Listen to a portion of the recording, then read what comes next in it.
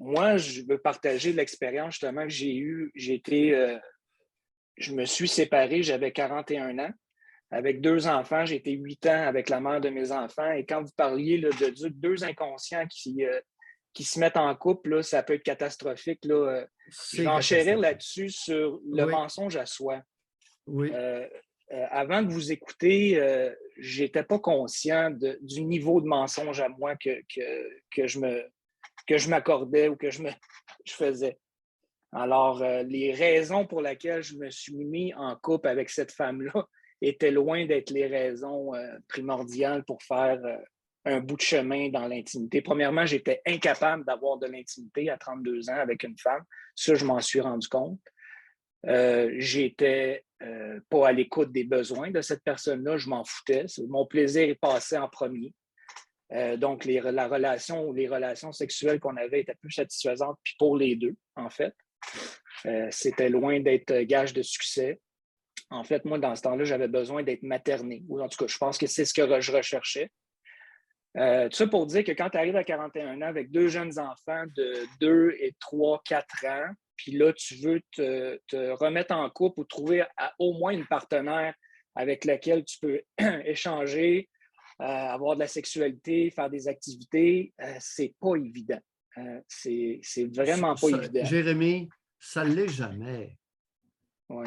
Ça ne l'est jamais. Une relation vraiment compatible, c'est jamais facile à trouver. Peu Et importe surtout, votre âge, peu importe le nombre d'enfants, écoutez, c'est pas facile d'être ben c'est ça, deux êtres humains compatibles. quand tu parais moindrement bien puis que tu es moindrement fonctionnel, c'est facile de trouver quelqu'un pour copuler, là. C'est très facile. Mais de Oui, là à avoir une relation qui est durable, avec une intimité satisfaisante et des points communs, puis que pour que les deux s'épanouissent dans cette relation-là, c'est très difficile. exact.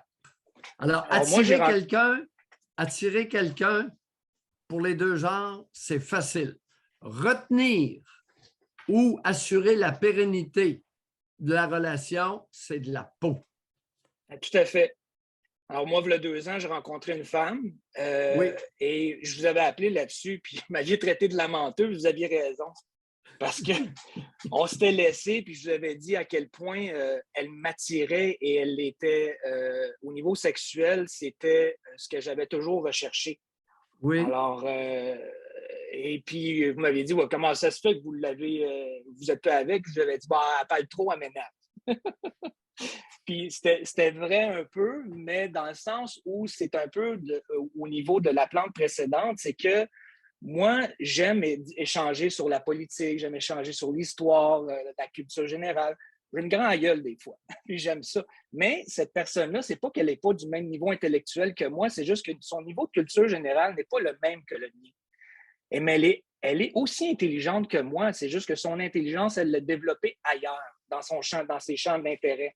Alors, c'est pas parce que je peux pas avoir satisfaction sur ce niveau-là avec cette femme-là que ma relation est vouée à l'échec. Parce que au niveau des habitudes de vie, on fait des activités ensemble, on fait du vélo ensemble, on s'entraîne, on fait du ski, on a les traits de caractère communs et la sexualité, elle est très satisfaisante.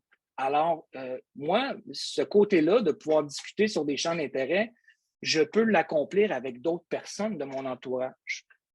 Alors, ce n'est pas une fin de non-recevoir. Il faut faire certains deuils dans une relation et savoir quels sont les points de cette relation-là qui vous satisfont et vont vous permettre de vous épanouir dans cette relation-là. Alors, c'est un peu, parce qu'on était on and off en 2 ans, je pense qu'on doit savoir laisser au moins 5-6 fois parce que j'étais un peu intransigeant avec moi-même puis avec ce que je recherchais. Puis elle me le disait, elle dit, il n'y en a pas de femme parfaite, là, arrête, là. Et c'est vrai, là, il faut à un moment donné être capable de peser les pour et les Effectivement. contre. Là. Effectivement. Alors, il y a des incompatibilités qui sont à prendre en considération beaucoup plus que d'autres. Puis vous avez un très bon point. Alors, la compatibilité sexuelle est au rendez-vous. La compatibilité du compagnonnage au quotidien par les traits de caractère est au rendez-vous. Le niveau d'activité ou les intérêts pour les activités c'est au rendez-vous. Ça commence à faire beaucoup de choses, là. Absolument. Mais vous devez avoir des qualités certaines là, pour l'avoir tassé 5 fois puis qu'elle soit revenue les 5 fois. Je pense qu'elle voyait un potentiel en moi que moi-même, je ne voyais pas peut-être. Où elle était capable de surpasser les différentes altercations qu'on a eues. Monsieur Jérémy, on va être beaucoup plus concret. Vous deviez avoir des qualités certaines. Jérémy, tout à fait. On va se dire, attendez un peu. Il y a des individus, hommes et femmes, qui sont doués dans certains domaines. Et ce qui fait en sorte qu'ils sont difficilement remplaçables. Alors, force est de constater que lorsqu'il y a, José, vie commune, cessation, vie commune, cessation, vie commune, cessation, ça veut dire que les deux ne sont pas parvenus au point de remplacer l'autre. Les deux. Dans ce temps-là, ils reprennent la vie commune. Puis souvent, ça peut durer un bout de temps très respectable. Ben, tout à fait. Puis on se l'est dit à plusieurs reprises. On est même allé voir ailleurs, puis on n'était pas capable d'aller chercher le même niveau de satisfaction sexuelle ailleurs. Merci de le dire. Au niveau il y a de la libido, des bons partenaires sexuels, il y a des partenaires sexuels compatibles. Tout à fait. Tout ce qu'ils aiment, là, les deux l'aiment. Exact. Hey, ça ne court pas les rues. Régulièrement, moi, je vais dire à des personnes, faites attention. Si vous abandonnez ce que vous avez, vous risquez de l'avoir de la difficulté à le retrouver chez quelqu'un d'autre. Faites attention. Ben, écoutez, j'ai 25 ans de sexuel de vie active, là, puis ça m'a pris 25 ans d'en trouver une comme ça.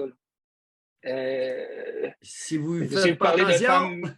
Oui, c'est ça, exactement. Parler de femmes qui ont une bonne libido, qui aiment ça, qui est multi-orgasmique, etc., ça ne court pas les rues. Puis qui ne fait pas semblant d'aimer ça.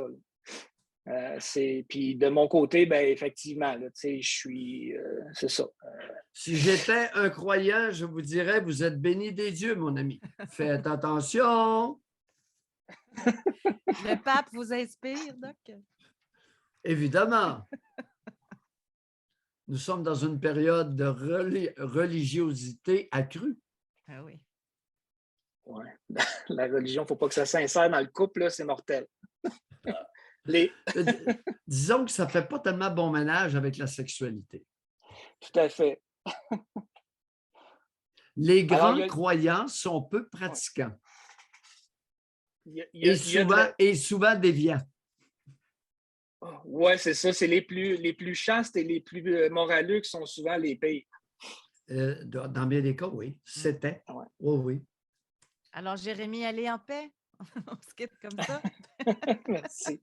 Bonne journée. Bye. Merci.